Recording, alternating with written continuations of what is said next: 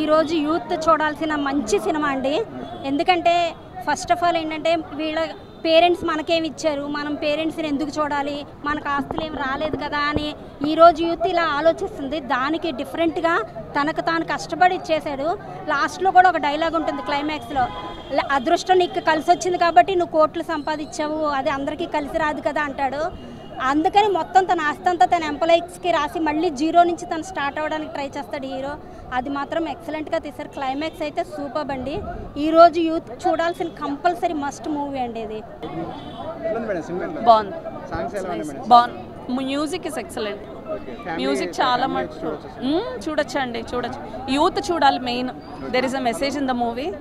Youth చూడాలి, కంపల్సరీగా చూడాలి. అంటే కష్టపడితే you can achieve anything in life అనే గౌతమ్ చూపిస్తాడు.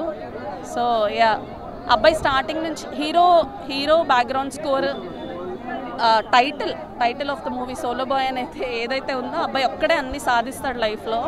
అది చాలా ఇంపార్టెంట్. సోలో బాయ్ సినిమా మాత్రం సూపర్ ఉందన్న. ఎక్స్పెక్ట్ చేయలేదు, అంతే నార్మల్ ఎక్స్పెక్టేషన్తో వచ్చాము. సినిమా మాత్రం నాకు చాలా మోటివేట్ చేసింది.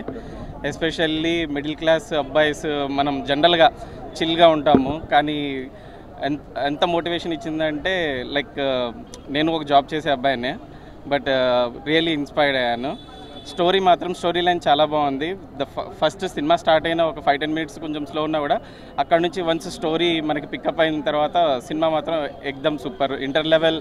ఇంటర్వెల్లో అయితే చాలా బాగుంది. ఎస్పెషల్లీ మ్యూజిక్, బ్యాక్గ్రౌండ్ స్కోర్ కూడా సూపర్ ఉంది. I suggest every family members, especially youth, middle class అబ్బాయిలు అయితే పక్కాగా చూడాలి. They will get definitely motivated with this film. So I would recommend everybody to watch this movie in theaters, not in OTT. So please go and watch Solo Boy. Media person ప్రతి ఒక్క audience word of mouth అన్నదే కావాలి మాకు. So నేను నా cinema గురించి review చెప్పదలుచుకోలేదు, కానీ మీరు ఖచ్చితంగా చూడండి. ఒక ఎక్స్ట్రాడినరీ ఫిల్మ్ మీకు ఇచ్చిన అని చెప్పేసి నేను నమ్ముతున్నా. సో బాక్స్ ఆఫీస్ అవన్నీ పక్కన పెట్టేసి ఒక ఎక్స్ట్రాడినరీ, ఒక ఎక్సలెంట్ ఫిల్మ్ మాత్రం నేను తీసిన అని చెప్పేసి నమ్ముతున్నా. సో ఆడియన్స్ రియాక్షన్ చూడండి అండ్ మీడియా వాళ్ళు ప్రతి ఒక్కరు సినిమా చూడండి. నచ్చితే మాత్రం నిజంగా పాజిటివ్గా మీకు అనిపించిన పాయింట్స్ చెప్పండి బయటికి.